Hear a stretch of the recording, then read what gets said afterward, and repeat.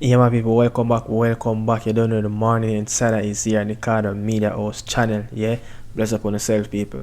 Salute. Continue supporting the video, continue to like, share, comment, and subscribe. Share the video with a friend and a friend, share the video with another friend. But yeah, people, today, man, today I chose a morning. Today is all about ball talk. This video is all about ball talk. I'm going to talk about a little bit. Just going a little reasoning about the game that going to play later, the big game, Mount Pleasant versus Arnett Garden. Yeah, the junglists versus a team that's coming from the Garden parish of St. Anne. You don't know, Tapa Whitmore first game. Yeah, and also I'm going to talk about my 5 pointers that will help to improve Steve McClaren journey into the new tenure as him is the new appointed reggaeboyz coach moving forward. You don't know, so I'm going to drop down my 5 pointers, and I'm going to come back again sometime later to see if these pointers fulfill or how far in the progress Steve McClaren have pushed this reggaeboyz team. You understand? So I'm going to talk about that. But yeah, people, you don't know football reason today, bless upon yourself, for forward again on the platform, continue to come over here, and you just probably stay here for 10-15 minutes and just watch a video and listening to some football reason from the man himself right here.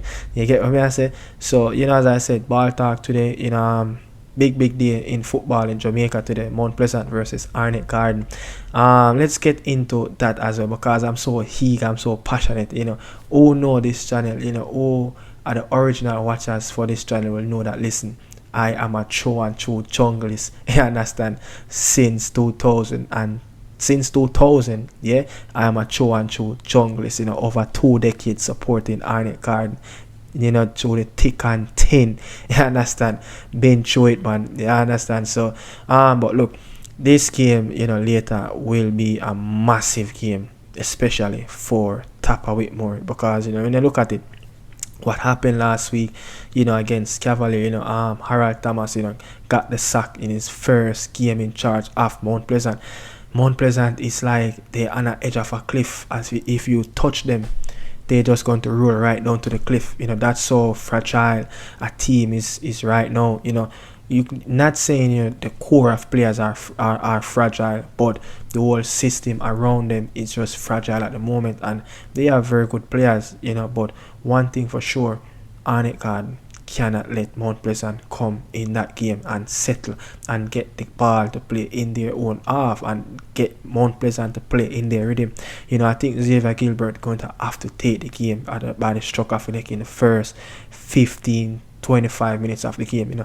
Let Mount Pleasant play on the back foot, because look, they will have it in the back of their mind what happened last week against Cavalier. They don't want to repeat, because if they lose this game against Arnett Garden, it's hasta la vista. It's going to be difficult for them to get back into the qualifying spot, over Arnett Garden and Cavaliers. As you know, Cavalier already play Mount Pleasant, Arnett will already play Mount Pleasant, so they will only have the 2 other team, which is a team from Trinidad, and they will play themselves, and the team from Haiti. So they will fancy themselves to beat those 2 other foreign Caribbean countries teams in the group, and they will fancy themselves to go through. But look, with Arnett Garden coming off of a back of a championship win in the Caribbean Club Shield, they will have, you will say, more match fitness to them, match sharp. I think they played probably around, I think Arnett Garden played, I don't want to judge, man, but Arnett Garden probably played around 5 to 6 games in that tournament, and he pushed them to that next level. And you could see that this Arnett Garden team know what I saw in that tournament than what I saw in the season just past us. This team is more of a settled unit. These players are getting to understand what the coach really wants from them. I have one thing that I don't really like with this Arnett Garden team. I think they are playing a little bit too slow for me. Arnett Garden is a team that over the years have always been playing energy football, intensity. But I think with this core of players, I think the coach have project a new system in them, of playing a little bit more build up of a play, try to keep the ball as long as possible, playing with wingers like a inverted, not playing with flying wingers, flying down the wing, you know, with speed and energy. They don't have that Kwame Richardson or that Ronaldo Cephas, you know, players that have such speed and skills on the ball.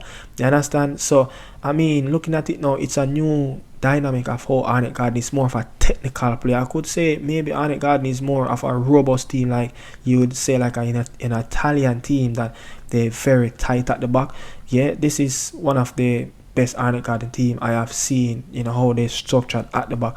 Arnett Garden team been known for conceded goals. And when you look at the record with Tapa Whitmore and Arnett Garden since his first tenure at Mount Pleasant, he has scored around 10 goals on the team and conceded 7 goals on Arnett Garden. And both teams during that spell, I think it's around 8 games where Arnett Garden 1-2, Tapa 1-2, 2 game draw, and both teams lose. You understand? So the head to head is much close, you know, and goals will always score in the fixtures. Since Mount Pleasant since Mount Pleasant have got promoted around back in 2017 or 18, there's only 2-0-0 draw between these two teams. So goals will always be scored between one of the teams. So, you know, I'm expecting a very good game, but Tapa Whitmore, I'm expecting him to come out and try to prove something. You know, he's trying to get his team back to winning ways, and it won't be easy. He don't want to come out in the game and try to lose a game. You know, you want to get a positive result, as what he said in the press conference. You know, you want to get a positive result, but I think it will be a difficult one. It will be a difficult one, and I think, you know, Arnett Garden should be going into that game as the clear favorites. You understand? But you can't write this Mount Pleasant team up as they have bunch of players that can turn up at any given time. Meanwhile, Arnett Garden have some youngsters who they are playing together for the last 2 to 3 years. They are settled. You know, it seems like they finally understanding what Xavier Gilbert finally want from them. So should be a good game, and I'm looking forward to that game later as well. So yeah, man, hopefully, you know, the Junglists can come out victorious in that game. As you know, Arnett Garden, I say Arnett Garden might win that game, you know, 2-0 or 1-0. Yeah, I expect the team that to go on to win this game will keep a clean sheet in this game, and it's very important. Arnett Garden, do not let Mount Pleasant score first. Many times in the big games, when Arnett Garden played this Arnett Garden team, whenever this Arnett Garden team come up against big teams, if they let the big team score first, Arnett Garden normally go on to lose that game. You get what I say? So that's the next thing, you know, Xavier Gilbert need to really get improved and, you know, get this team more improved in terms of coming back from victories against top teams in the tournament. You know, it's either the Caribbean Cup or it's going to be in the local Premier League. You know, this team don't have that fight, they don't have that courage, but guess what? They have the commitment to start from the front. They have the drive. You know, they have that fearless thing in them that they want to win the game. But there's something in this Arnett Garden team that whenever they go down against some big opponents, it's just more and more difficult for them to get back into this game. So, you know, people, yeah, so that's my little critique, not my critique, but that's my little preview of the game to come later today. Arnett Garden versus Mount Pleasant at Sabina Park. Yeah, so people, I'm getting into the video. You know, these are my pointers for the Jamaican Football Federation and Steve McClaren. You know, so what I'm going to talk about, you know, I'm going to talk about structural reset, set the culture, you know, clear playing style, and development / embracing the youths and improving on recruitment.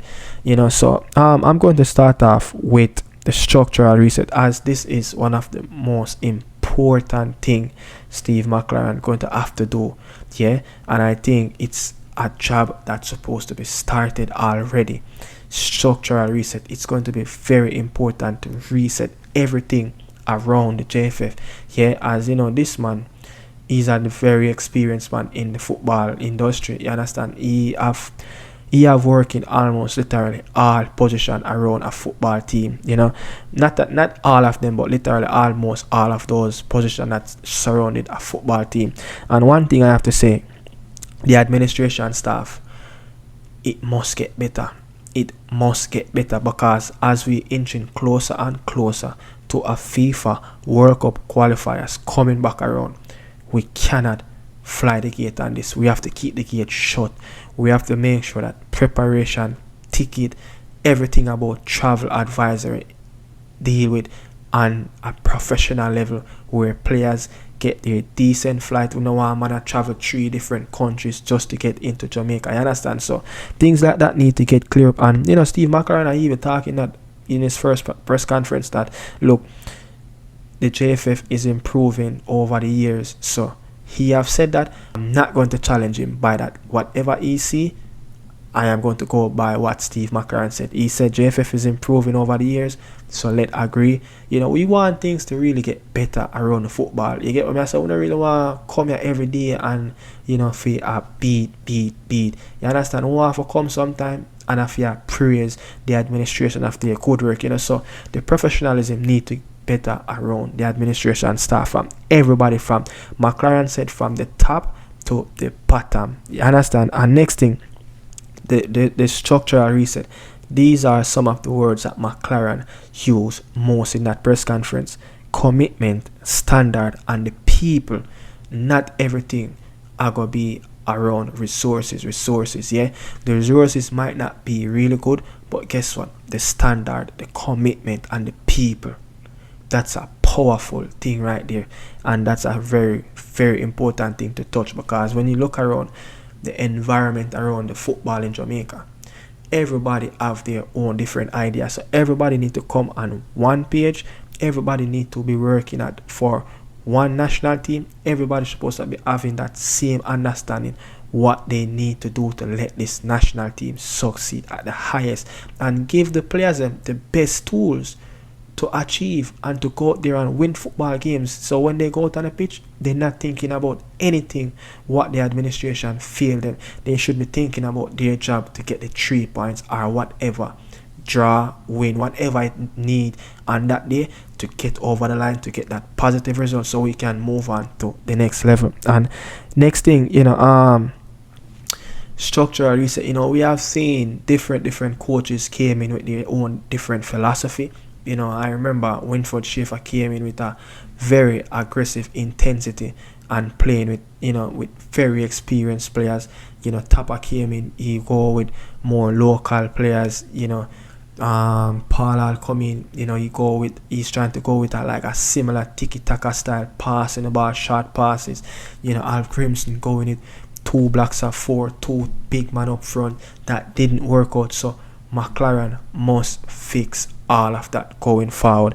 You understand? And and the next thing, this is a big thing. We heard so many news around when the game played at the National Stadium. You understand? In the World Cup qualifier, when Panama beat us 3-0 in that World Cup qualifier game for the build-up for the Qatar World Cup. Local players versus heritage players, there must be that gap need to be closed. Everybody should be on the same fence. Everybody should be looking over the fence at the same time. There's no one should be left behind, or there's no bad vibes. You understand? The same like how we heard now, the vibes in the camp is really good. Moving forward, we don't need those negative vibes. So if a new player come in and McCALREN bring in some new players that are going to improve the team, let's agree with him. He's the kaffa, work with it, and let's abide by this man plan. You understand? So we want to move on from structural reset. Set the culture. Set the culture. Again, it has to start from the top. The JFF, if they don't set example, how is it that the people them, including the players them who that below them, going to follow as well and doing the right thing? You understand? And when you look at it, the commitment and the discipline, it must be around the camp. We saw disciplinary issues with Coach Al Grimson. I think it's Trevante Stewart, Leon Bailey, many other different players. I think even Jamal Lord, just going out of camp and stuff like that. You understand? The discipline need to be within the players and the coaching staff and the administration. And the next thing, the difficult for coaches to come in and work in environment. It must be a proper environment. It just can't be every coach that just come in, they're going to work under this harsh environment from the Jamaican Football Federation. Give the coach a clear pathway so he can work his magic. Give him all the tools that he really need. You understand? So he can really, just give the coach all, the tools that he needs so he can really deliver all the goods on the football pitch on that given day. You understand? Next up, I'm going to talk about the clear playing style. Oh my word. This is a very huge thing when it comes on to, look, if you ask me the playing style for the reggaeboy team, it's just an unknown DNA. Yeah, you can take so many DNA samples from way back 10-20 years ago. You're going to get different samples. You understand? You can't get a DNA test with this national program and you get like 2 to 3 same result. Every result that you match up with different coaches, it will be different. Look at a Panama team. They hire managers who's going to come in and play a certain type of football. Mexico, it doesn't matter if Mexico is not playing really good. They're going to do the basic. They're going to do the bare minimum of what the Mexican players expected to do. Yeah, they're going to do the bare minimum, even if they're not winning football match by a big margin, even if they're not playing impressive and playing with swagger, they're going to do the same minimum and that mentality that they really need to achieve, on the football pitch. And when you look at it, look at this.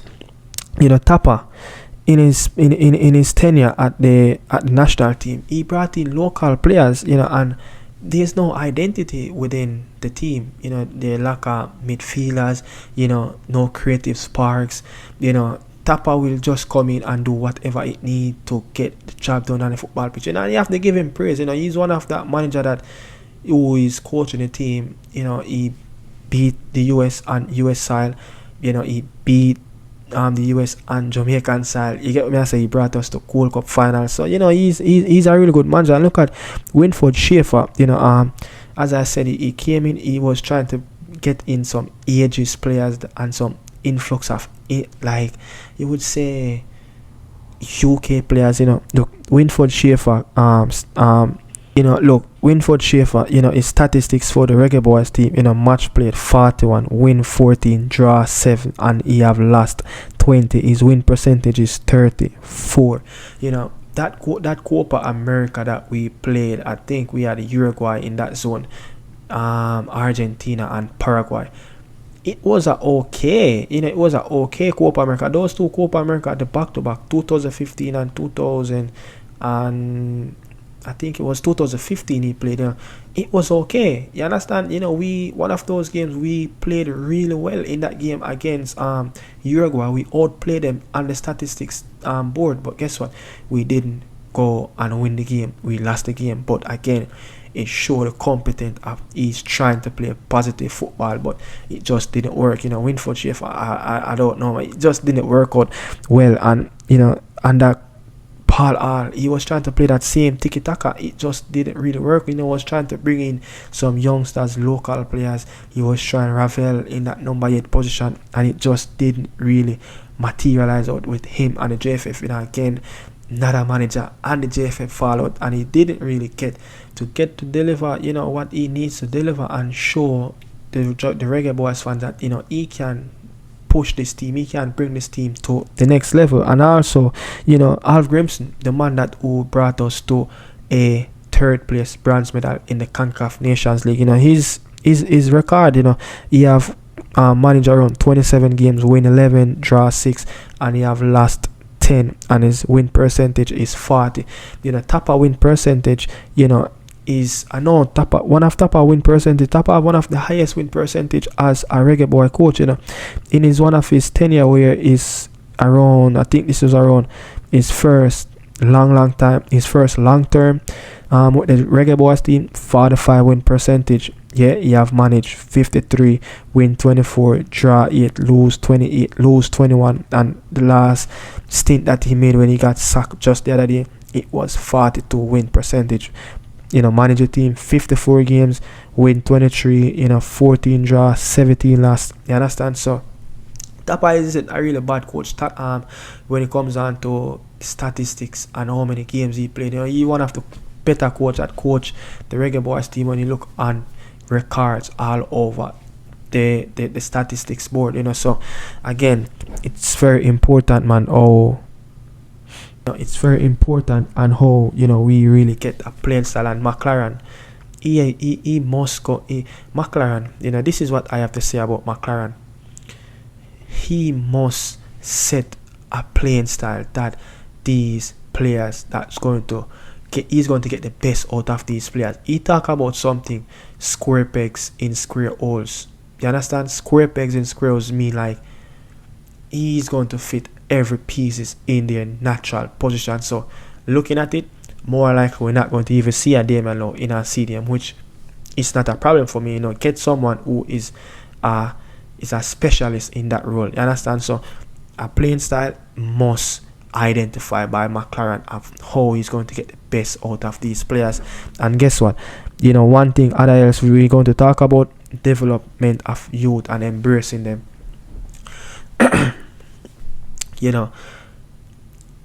We have seen what happened over the last week or two in the CFU under 14 tier 1 competition for the reggaeboyz that we won. We saw what a real structure, a real preparation can bring. A national youth academy. Look at how the youth, the players look in that tournament. Look at how the coach really get the best out of them. And Andrew Peart is one of that bright managed coach is really coming through. Hopefully the JFF can really help his progress and help him to enhance his coaching license a bit, going to tap into the UEFA market. You understand? Look at how we really organize at U14. So I think all managers, I think since Winford Schaefer, Tapper, Paul All, Grimmy, I think most of those coaches, try to push through youngsters through the national program. I think the coach that have done it less, I would say, probably is Winford Schaefer. I remember, Deshaun Brown, Darren Mattax, you went for Michael Hector. You went for a few of those players, and those players were pretty much young. You understand? But we must embrace youth, bring through youth. If we saw Alf Grimsnap did it, Lembe Kisa, Whisper, we see Korai Anderson. We saw so many youngsters came through, with Grimmy, and he really started that foundation. That's why he said, look, Alf Grimson have passed on the button in our good hands, so he's going to pass on the button and leave it in a better place. So let's, hopefully, Steve McClaren can, really get some youngsters on board, get that. I'm going to touch on that recruitment stages as next, but looking at it now, improving on recruitments, we saw some bad recruitments, players like Kemaroof, Dylan Barnes, Blair Turgott, Stewart, Andre Gray. We see some bad recruitments over the years, players even like Clayton Donaldson, probably you could say Nazworthy. I don't know if many people going to agree with me with some of those names, but some good recruitments have even came to the door. Pinnock, Mariapa, Lembeki, Sakura Anderson, Demari Gray. A player is probably one of our best player right now. Amari Bell, Craig Lane, Bobby Reed. Those players, most of those players came through the national program during their mid-20s or younger. And guess what? Al Grimsnav responsible for some of those recruitment as well.